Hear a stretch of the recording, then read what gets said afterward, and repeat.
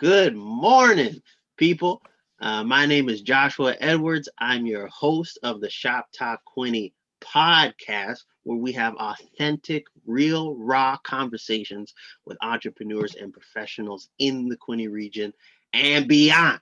So we're not just limited to this region, but we go outside of this region. And I am super, I'm going to use the word pumped because we've been using that word a lot so far in our conversation. I'm super pumped to have Hilary with us. So Hilary, where are you from? What are you up to, and where are you living at? So I'm from Tamworth. It's a small town about 20 minutes north of Napanee. I grew up on a farm out there, and then I decided to do my studies in St. Catharines at Brock University. And then from there, after 4 years, I moved to Toronto and studied massage therapy and stayed in Toronto for about 4.5 years. And then we moved to Belleville, and I've been settled in here ever since. So it's been a fun little journey. Cool. And like I want to go back because I want the audience to kind of get to know you more and kind of like the drive behind what you do. So Sure. growing up from your childhood up, paint the picture. Like, at what point were you saying to yourself, you know what, I really have a passion for what you're doing now? You started to see a glimmer of that and started to see, like, this could be a path that I could take. Can you remember, can you think back to that moment? Was there, maybe a series of moments that kind of led to that? Paint the picture for us. So I think honestly, growing up on the farm and then just watching my dad kind of own and thrive in his own business was always something that I was like, damn, I want to be like that. Like he does his thing, he loves what he does, and he just kind of wakes up and makes his day as he sees fit. I mean, you have to cater to the cows, let's be real, but I was like, damn, I want to live like that. I like that. So anyways, and then fast forward to me in high school, and I think I always resonated with like more like biologies and physiologies and phys ed. Phys ed was my favorite subject. So I was like, I just like to move and do stuff. And that's always what made me feel good. And it was kind of my outlet was like movement, working out, sports, that sort of thing. So the study of human kinetics, kinesiology seemed to be kind of the only thing that fit that path for me. I never really knew what I wanted to be. I think I did this online quiz actually in grade 8, and it was like, you should be a physio. I was like, Wow. okay, I'll be a physio. um, so anyways, yeah, I ended up studying more about the human body, which I find super fascinating. Um, and honestly, my marks were good in university, but they weren't competitive enough to get into physio school. So I was like, okay, let's look at other options. And then the school I went to, Sutherland Chan, came and did a demonstration at Brock. And I was like, oh, I can see myself doing that. There's a lot of like crossover similarities, and you can still instill a lot of change within your clients based on movement and then the manual therapy aspect. And then like, I honestly didn't know too much about massage therapy when they came. I didn't really have a whole lot of massages. I had some like random sport massages at athletic events.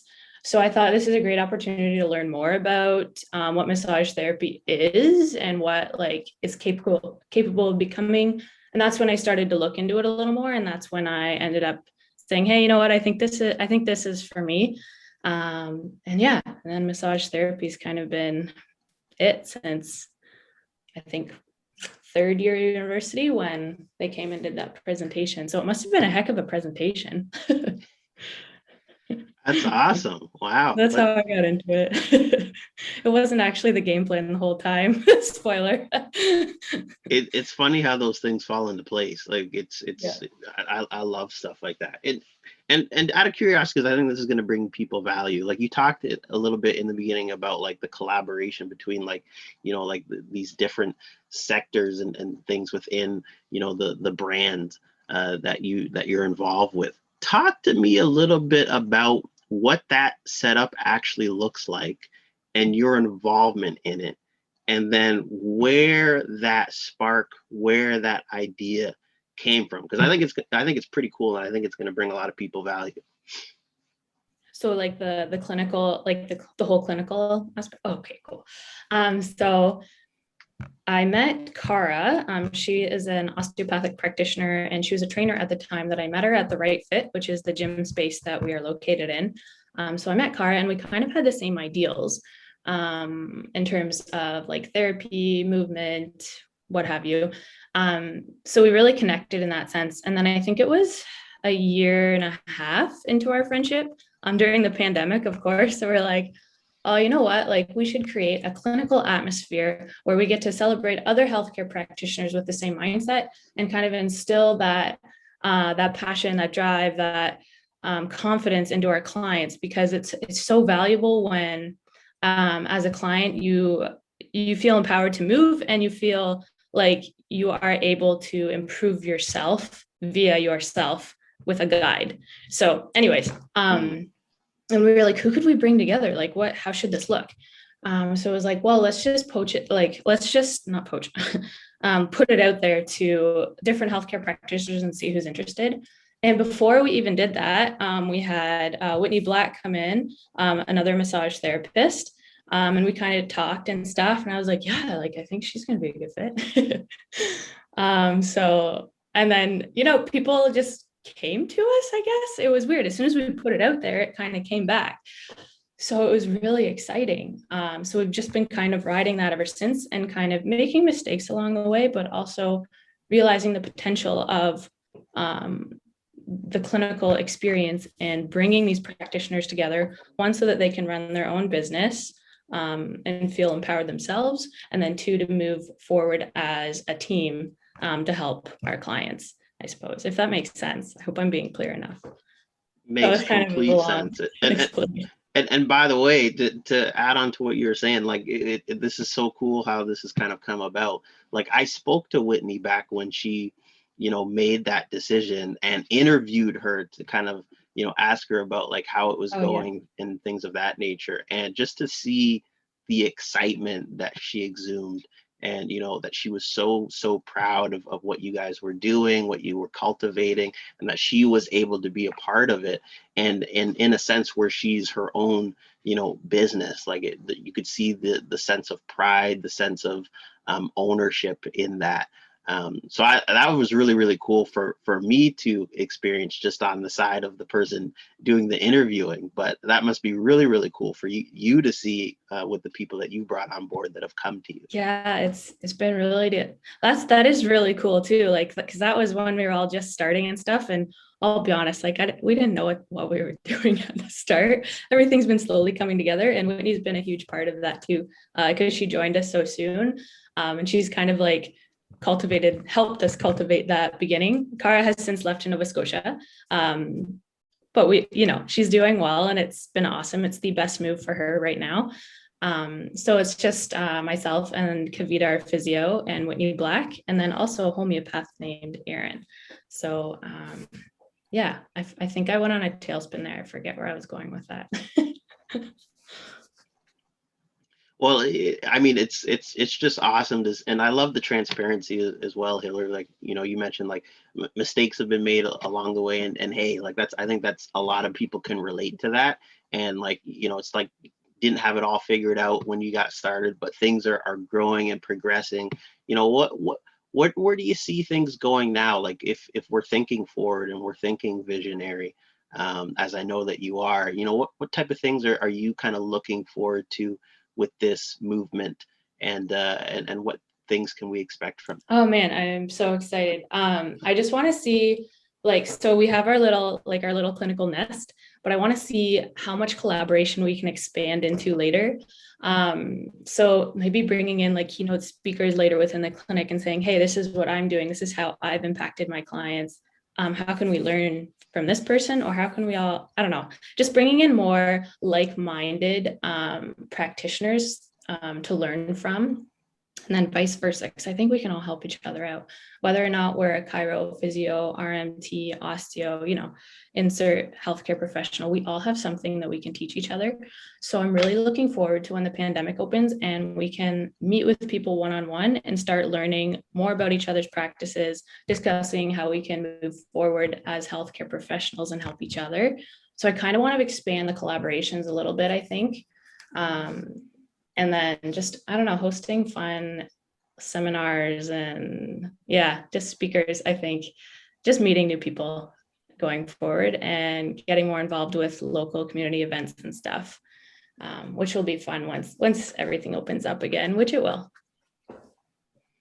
Absolutely. Love that. Love that. It's communities, like it's super, super fun engaging with community. Hilary, I want to ask you this because I think it's really going to tie in, what you're building, and I want people to get it from a value perspective. So like, I find it super fascinating when people build things, businesses, brands, etc.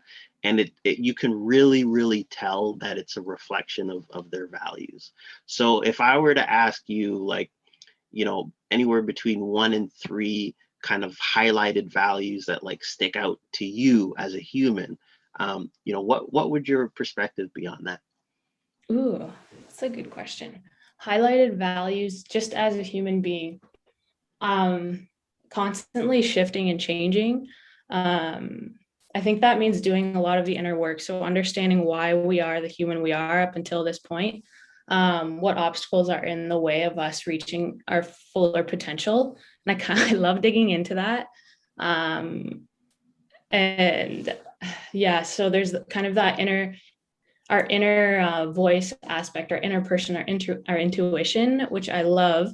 And then also the physical. So getting, what makes you feel good. So moving, walking, maybe getting therapy, connecting with other humans is another huge one. So human connection, working on our inner selves, and movement. 3.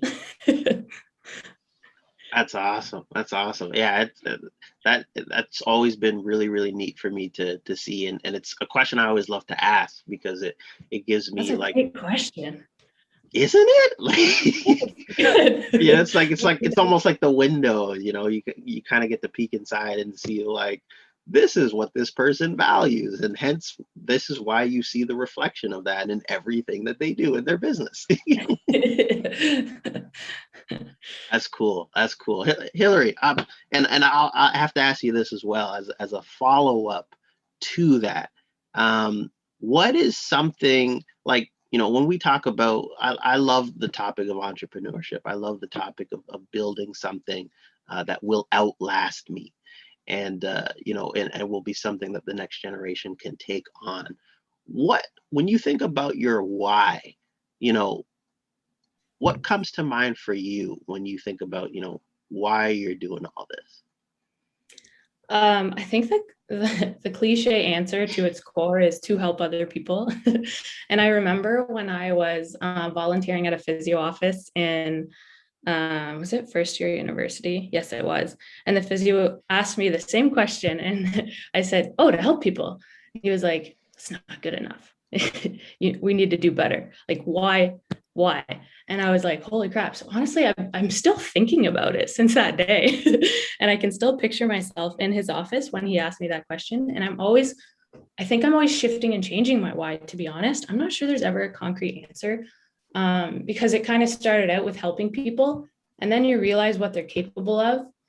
And then you realize when you begin to empower them and you're like, hey, you have the capability to end this stiffness that you're feeling from working at the desk, for example.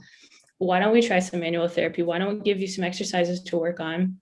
And what's holding you back from taking the next step forward? So I think when you dive into your why, you kind of reach into other people's whys. Like, why are you here? That's where I want to be. I want to help you reach your next why. So I think that's kind of where I'm at with that question.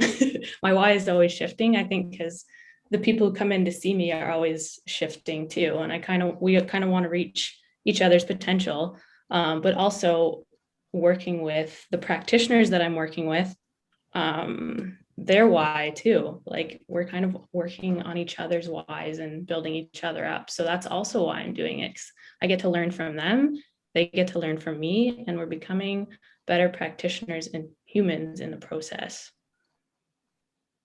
I'll tell you what, I love that answer, and it's I love it for a few reasons, but the one that really sticks out to me, like if I was to paint the picture from the perspective, like just my opinion as I'm listening to you, the first thing that comes to mind is like I as a human being has I have reached a level of self-awareness in my life, and as a result, I know that there is so much potential, and there's so much that we as humans are capable of. I want to help as many people as possible reach their potential through self-awareness, through the things that I've learned, so that we as a collective can reach the goal, reach, as far as we can reach as long as we're on this earth. That's what comes to my mind when I hear you speak. So I love that. Yes. You're speaking my language. I love it. That's cool. That's cool. All right, so we're gonna go to a different segment in the show. We're gonna flip the script a little bit, and Alrighty. we're gonna talk about marketing.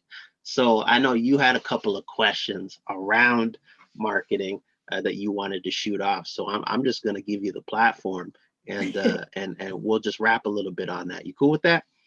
Awesome. All right, let's go. All right. So I remember we kind of discussed, like, one of my biggest questions was how to market without making it feel like an ad. And I love the way you worded that. Just making it feel more authentic. Yeah, and that's what you do. So how do you do it? Yeah, the cool thing, and I love this question. The cool thing about this is that you have all of the intangibles already required to make that happen from the creative standpoint. So, for example, helping people, self-awareness, them reaching their potential. I love capturing real life conversations that are being had and using that as like the focal point of the creative. So, for example, we have something called a coffee and marketing chat. So, what do we do? We record the coffee and marketing chat, and we take one clip from the chat, and the clip is me asking the question, what do you think of, what you get out of this? Was there any value here for you? And I shut up, and the person just responds, and they pour out, their feedback of like, this is exactly what I needed. That's all I use for the creative. So when I then scroll through Facebook or Instagram or whatever platform is being used for the ad, and I see that person pouring out their heart in an ad, I'm not looking at it as an ad anymore. I'm looking at it as a, man, this person's like, this is, and like, this isn't like glossy, this isn't like professional footage, like this is like a Zoom call, like what we're doing right now.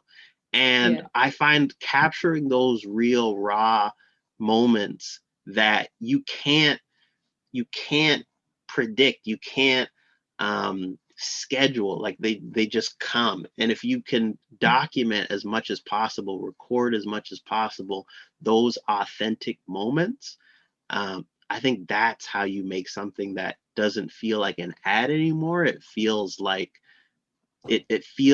what you do when you're in the room one-on-one with the person that you're helping, Mm, right? Because when you're sitting down with that person and you're helping them, it doesn't feel like you're an ad.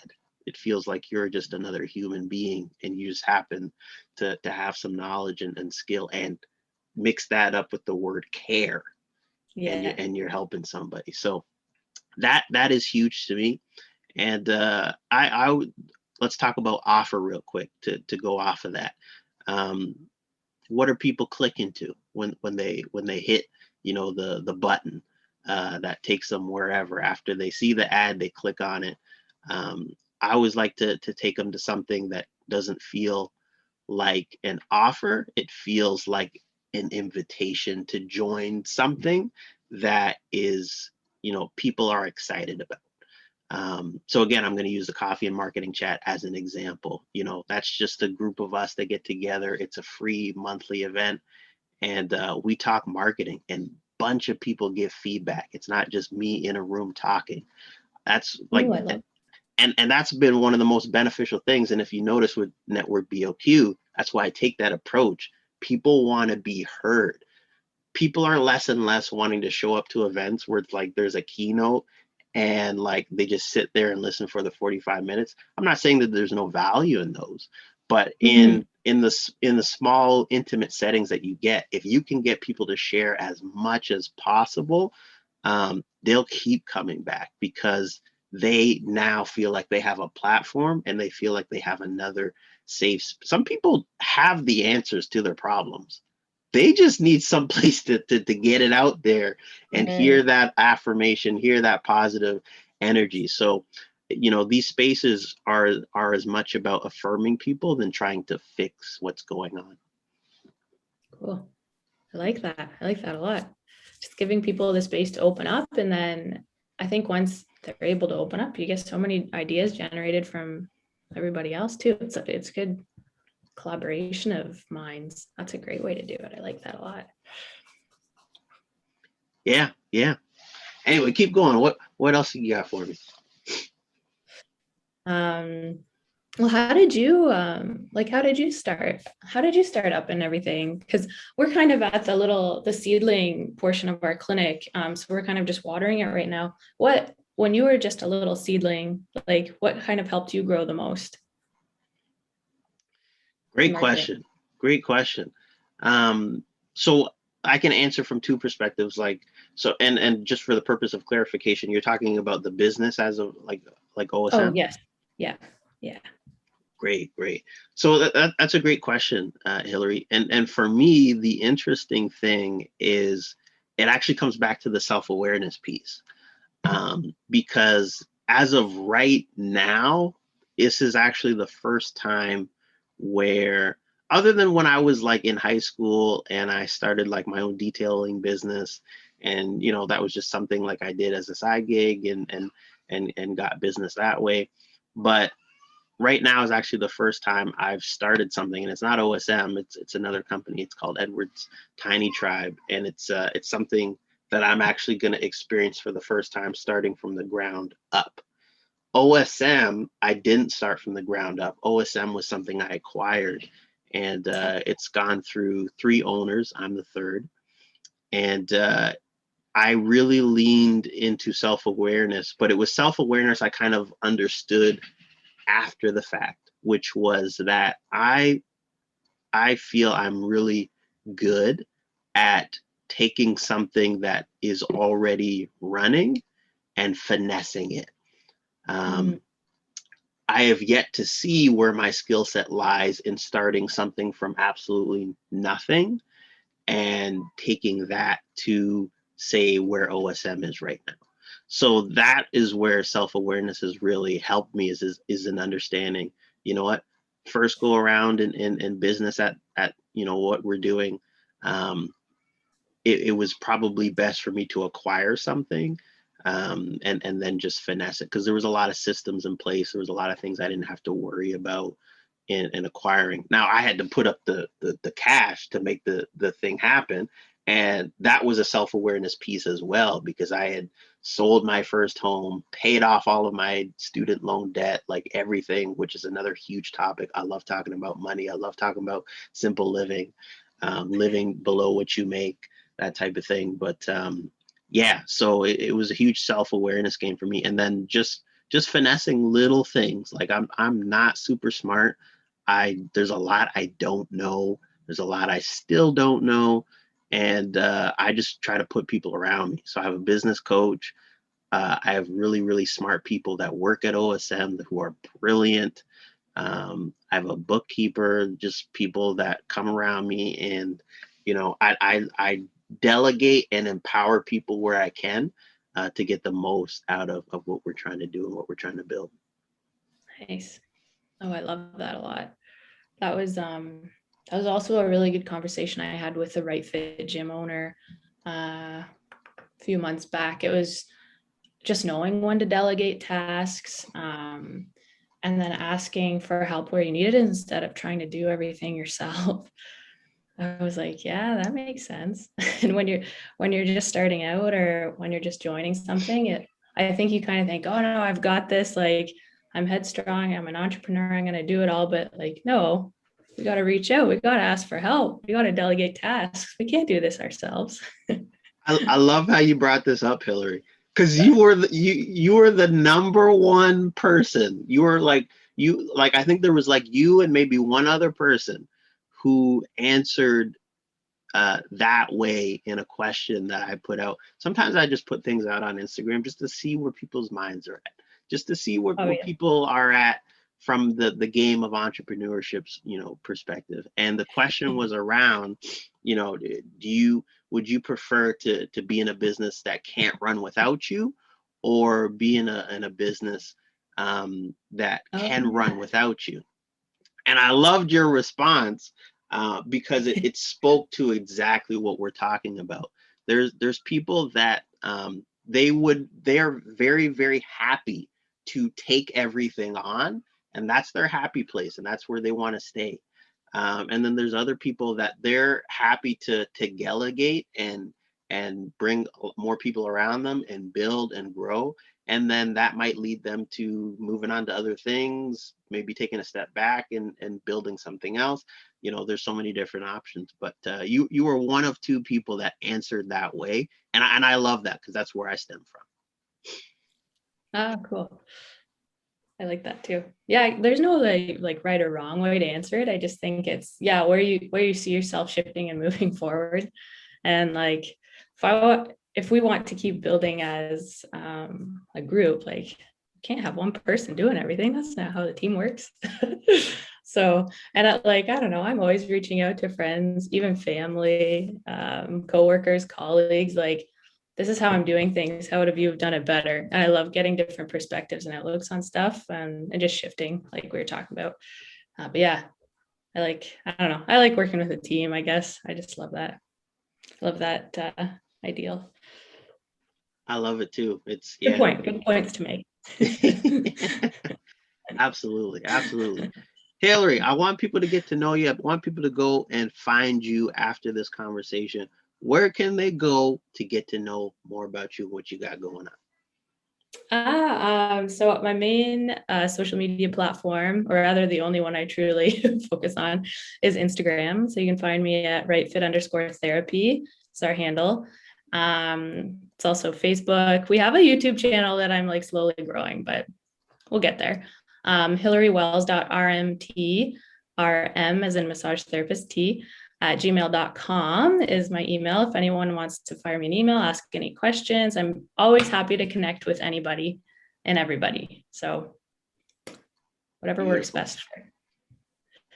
Beautiful. And I want to say, thank you so much for coming on the show. I was super excited that you were coming on, and it's one of those situations where I've heard so much amazing things about you before even having a conversation. So, needless to say, I was super excited for this. So, thank you for coming on. Oh, and same with you. I've heard amazing things about you, and you're such a light to talk to. You're so warm and you're so easy to talk to, and it's so easy to open up to you. And I love to see what you're doing. So keep it up. I appreciate that. Appreciate you. And yeah, we'll see. This won't be the last interview. We'll get you on here again, and excited to see new things as you continue to evolve and with Oh, your I love business. that. So awesome. You have a great day. You too, Josh. All right. See Take ya. care.